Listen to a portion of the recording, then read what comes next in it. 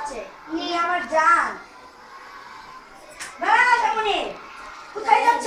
আমি স্কুলে যাওয়ার সময় হচ্ছে, রাস্তা ছেড়ে বলছো না কেন না, তোমাকে বলেছি দাঁড়াতে। ভালো হবে না কিন্তু। না কেন, আমি ছাড়বো না তোমাকে।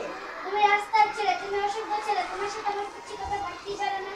না থাকবে, তুমি জানো না তুমি আমার জান। অসভ্য ছেলে। কি সুইকার দি আশামণি আমারে ধারণা মারতো।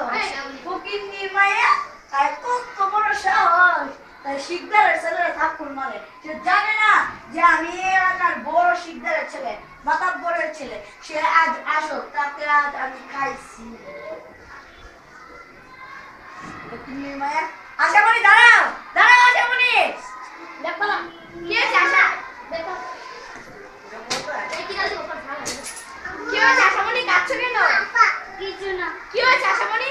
মা, আগামী কাল থেকে আমি আর স্কুলে যাব না। কেন, কি হয়েছে?